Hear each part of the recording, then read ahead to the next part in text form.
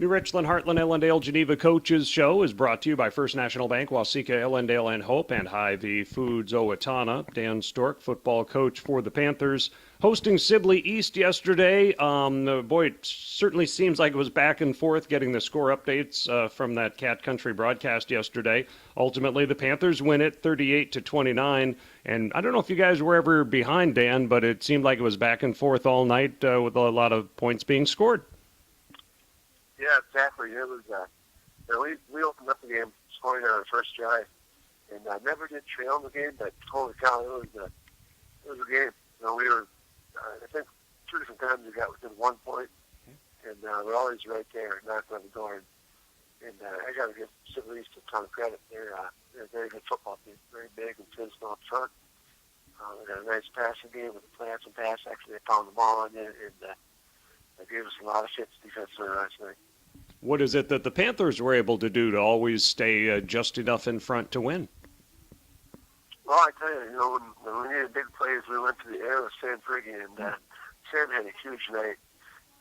Sam ended up passing, he was 12 of 15 for 220 yards and 4 touchdowns, and 1 interception. And the interception, I'm taking the blame for that. I called the play, and I told him where I wanted to go, and then they changed their coverage at the end, and he went there, and they were sitting on it. So that was my fault, not Sam's. But he just had a tremendous night. Paul Stala had 4 catches for 94 yards and 2 touchdowns. Brady Agerson, 3 catches for 48 yards and a touchdown. Noah Sutton, 3 catches, 41 yards and a touchdown. Sawyer Van Milligan had a couple catches in there.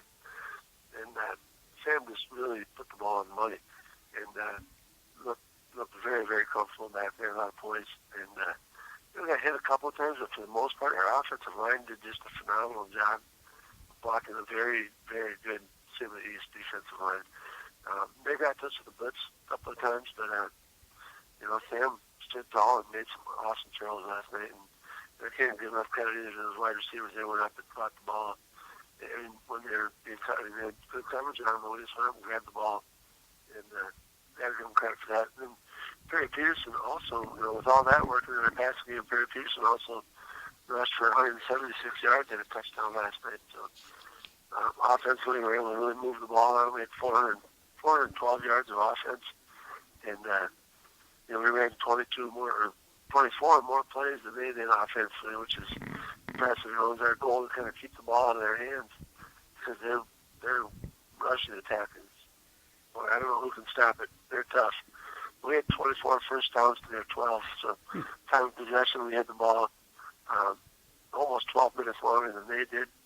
So that's a huge accomplishment for our offense.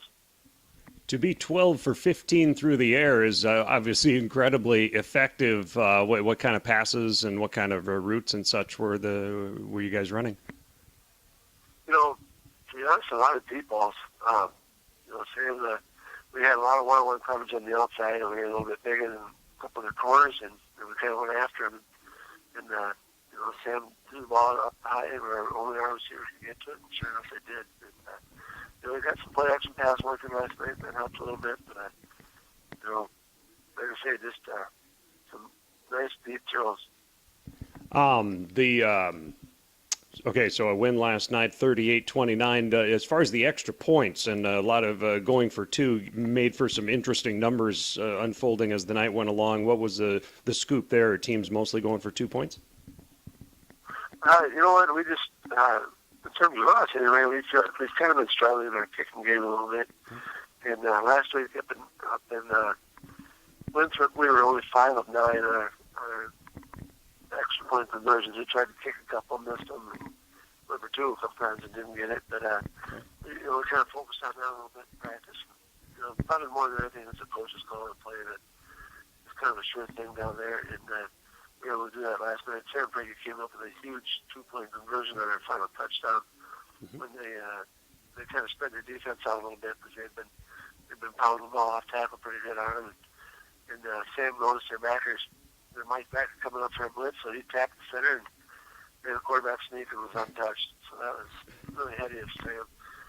But the 2-point conversions for us, something you have to have, especially in a game like last night. And I think last night we were pretty efficient. If I'm not mistaken, we missed 1 2-point conversion. Okay. Again, 38-29 ends up being the final. Did you come out of the team come out of the game healthy, or were there any injuries? I know we came out healthy. We're very fortunate that way. Our kids, they stayed in one piece last night. LeSueur Henderson is on the schedule next week, a road game for you guys. Tell me about them. A wide open spread attack. They like to spread you out as much as they can and try to run the ball, probably more than they throw. They've got a decent quarterback with some good speed. We have to contain him. He likes to run probably more than he does pass. I know they put up, I think, 53 points or 54 points last night on GFW. Okay. So obviously their offense is able to move the ball and get the end zone. So, just like the last few weeks, we just got to, prepare and work extremely hard in practice and just try to keep getting better. And that's been the key to our success so far. I think we've had very, very good practices. Our kids come focused, determined, ready to work, and they're all business. It's been fun coaching these guys.